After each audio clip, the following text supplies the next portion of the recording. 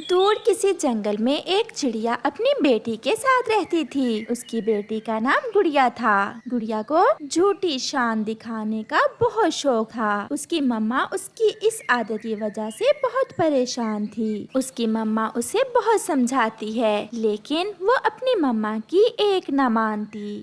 गुड़िया बेटी, देखो मैं तुम्हारे लिए नया बैग और किताबें लाई हूँ, और ये बैग ज्यादा महंगा नहीं है। गुड़िया बैग देखकर बहुत खुश होती है और फिर अपना बैग लेकर स्कूल चली जाती है। स्कूल जाते ही गुड़िया अपने दोस्तों का इंतजार करती है कि वो कब उसके बैग के बारे में पूछे और कब वो बोले। फिर थोड़ी देर बाद उसकी सहेली सुंदरी कवि आती है।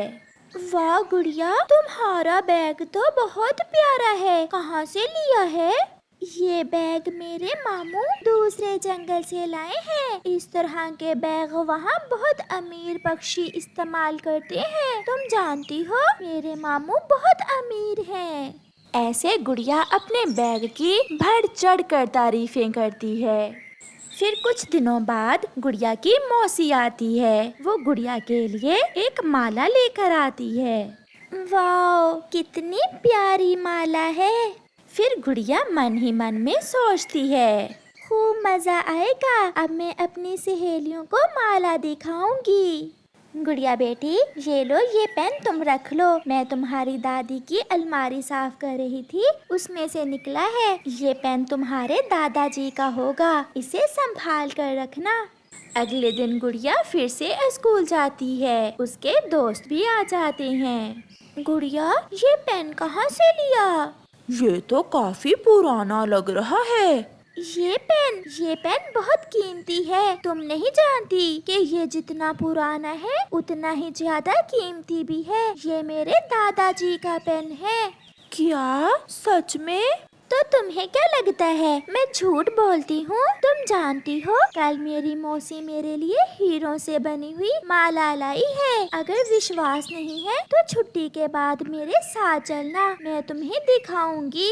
वहाँ पास ही दो उल्लू बैठे उसकी बातें सुन रहे थे, जो कि डाकू थे। जैसे ही स्कूल से छुट्टी होती है, वो डाकू उल्लू गुड़िया को झट से पकड़कर ले जाते हैं। गुड़िया की सहेली सुंदरी कवि बहुत शोर मचाती है। प्लीज मेरी सहेली को छोड़ दें, मेरी सहेली को छोड़ दें। छोटी कवि, इसके माँ बाप को जाकर बताना कि हीरों की माला ले आए और इसको ले जाएं। ऐसा कहकर वो डाकू गुड़िया को ले जाते हैं। वो डाकू गुड़िया को एक गुफा में बंद कर देते हैं। छोटी बच्ची, तुम्हारे पास जो कुछ है हमें दे दो। गुड़िया डरते हुए कहती है, मेरे पास एक पेन है। हम क्या करेंगे इस पुराने पेन का? इसे तुम अपने पास ही रखो। ऐसा कहते हुए वो डाकू वहाँ से चले जाते हैं। अब गुड़िया बहुत पछता रही थी। वो मन ही मन में सोचती है, ये क्या हो गया? ये कितनी डरावनी जगह है। काश मैं मम्मा की बात मान जाती। और गुड़िया रोने लगती है। इतने में दोबारा एक डाकू उल्लू उसके लिए कुछ खाने को लाता है, मगर गुड़िया खाने के लिए इनकार कर देती है। खा लो, वरना। गुड़िया काम कर रह जाती है और बड़ी मुश्किल से कुछ दाने अपने हलक से नीचे उतारती है। फिर डाकू उल्लू वहाँ से चला जाता है। कुछ देर बाद गुड़िया बाहर देखती है कि उल्लू डाकू बैठे सो रहे थे। गुड़िया खुद में हिम्मत पैदा करके चुपके से गुफा से बाहर निकलती है और वहाँ से दौड़ लगा लेती है। वो रास्ते में कई बार पेड़ों से टकराती है, मगर जैसे तैसे वो घर पहुँच जाती है। सुंदरी कवि ने भी गुड़िया की मम्मा को सब बता दिया था। गुड़िया की मम्मा बैठी भी रो रही थी। अपनी बेटी को देखकर वो बहुत खुश होती है। गुड़िया बेटी, तुम आ गई। देखा, मैंने तुम्हें कितनी बार समझाया था कि ऐसे अपनी झूठी तारीफें नहीं करते। गुड़िया भी रोने लगती है और अपनी हरकत पर बहुत शर्मिंदा होती है। फिर वो अपनी मम्मा से सॉरी करती है और आइंदा ऐसा ना करने का वादा करती है। गर्मियों का मौसम था। सभी छोटे पक्षियों को स्कूल से गर्मियों की छुट्टियां हो गई थीं। चिड़िया की बेटी आज बहुत खुश थी। वो अपनी मम्मा से कहती है, मम्मा, मैं कुछ दिनों में अपना छुट्टियों का काम खत्म कर लूंगी, तो फिर आप मुझे नानों के पास लेकर जाएंगी ना? हाँ मेरी बेटी, आप अपना छुट्टियों का होमवर्क मुकम्मल कर लें, फिर मैं आपको आपकी नानों के पास ले जाऊंगी। फिर गुड़िया अपनी कॉपी पर कवर चढ़ाती है और वो सारी दोपहर बैठकर अपना होमवर्क करती है। फिर जब शाम होती तो वो थोड़ी देर के लिए नदी पर चली जाती, जहाँ जग्गू कौवा और उसका आवारा दोस्त बुलबुला खेल रहे थे। जग्गू, क्या आपने अभी अपना होमवर्क शुरू नहीं किया?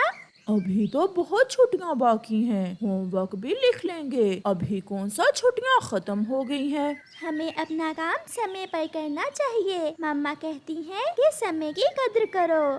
चलो भाग यहाँ से और हमें खेलने दो। बुलबुला और जग्गू फिर से अपनी बॉल के साथ खेलने लग जाते हैं। ऐसे ही छुट्टियां गुजरती गईं और गुड़िया हर रोज अपना काम लिखती और बाकी का समय अपनी मम्मा के साथ काम करवाती और फिर थोड़ी देर बाहर चली जाती। मगर जग्गू कौवे ने तो पूरी छुट्टियों में एक लफ्ज भी ना लिखा था। और फिर जब छुट्टियां थोड़ी रह जाती हैं, तो जग्गू कौवे को अपने होमवर्क की चिंता शुरू होती है और वो अपनी मम्मा से कहता है, मम्मा, मेरी छुट्टियां बहुत थोड़ी रह गई हैं और मैंने अभी तक होमवर्क भी नहीं लिखा। मम्मा, तोता टीचर मुझे स्कूल से निकाल देगा अगर मैंने होमवर्क ना लिखा तो। मैंने तो तुमसे पहले ही दिन कहा था कि अपनी कॉपियाँ उठाकर गुड़िया के पास चले जाया करो और वहाँ जाकर अपना होमवर्क लिख लिया करो। गुड़िया ने तो लिखा होगा। हाँ मम्मा, मैं चुरा लूंगा। मैं गुड़िया का सारा होमवर्क चुरा लूंगा और फिर कॉपियों पर अपना नाम लिखकर तोते टीचर को चेक करवा दूंगा।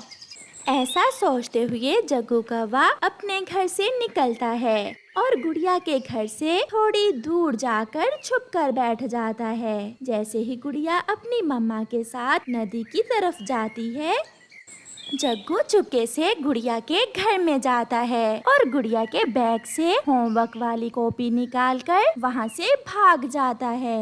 नदी पर गुड़िया अपनी मम्मा से कहती है, मम्मा, मेरा होमवर्क मुकम्मल हो गया है। आज मैंने सारा छुट्टियों का काम लिख लिया है। मम्मा, अब तो आप मुझे नानों के पास लेकर जाएंगी ना? हाँ बेटी, मैं कल ही आपको आपकी नानों के पास ले जाऊंगी। फिर वो माँ बेटी अपने घर चली जाती हैं। जग्गू गुड़िया की चुराई हुई कॉपियाँ लाकर अपने बैग में डाल लेता है और जब गुड़िया नदी से वापस जाकर अपना बैग खोलती है तो उसमें अपना छुट्टियों का काम ना देखकर जोरों से रोने लग जाती है। क्या हुआ गुड़िया बेटी, आप क्यों रो रही हो? मम्मा, मम्मा, मेरी कॉपियाँ नहीं है। मैंने जिन कॉपियों पर अपना छुट्टियों का काम लिखा था वो मेरे बैग में नहीं है। ऐसा कैसे हो सकता है बेटी? मम्मा, मैंने खुद अपनी कॉपियाँ अपने बैग में रखी थी। गुड़िया रोती रहती है। रात हो जाती है। गुड़िया की मम्मा तो सो जाती है, मगर गुड़िया को नींद नहीं आ रही थी। वो खिड़की में बैठकर रोए जा रही थी। मैंने बहुत मेहनत से अपना काम मुकम्मल किया था। बहुत बुरा है वो पक्षी जिसने मेरा होमवर्क चुराया है। फिर रोते हुए गुड़िया की नजर चांद की तरफ जाती है और उसे एक परी अपनी तरफ आते हुए दिखाई देती है, जिसे देखकर गुड़िया डर जाती है। डरो ना गुड़िया, मैं हूँ आपकी दोस्त। मुझे सब पता है। आपने अपना होमवर्क बहुत मेहनत से लिखा था, मगर वो दुष्ट कौवा उसे चुरा ले गया है। मैं अभी आपको आपका होमवर्क वापस ला कर देती हूँ। ये सुनकर गुड़िया बहुत खुश हो जाती है।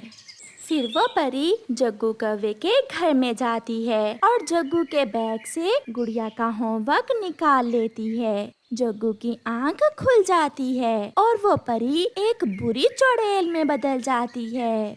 मम्मा, मम्मा, चुड़ैल, चुड़ैल आई है हमारे घर में। मम्मा, चुड़ैल आई है।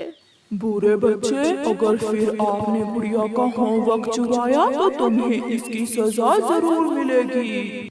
फिर वो परी अपनी असली हालत में आ जाती है और गुड़िया को उसका होमवर्क लाकर वापस दे देती है। गुड़िया अपनी कॉपियाँ देखकर बहुत खुश थी। परी वापस चली जाती है और फिर दूसरे दिन गुड़िया खुशी खुशी अपनी मम्मा के साथ नानों के पास जाती है और वहाँ बहुत एंजॉय करती है।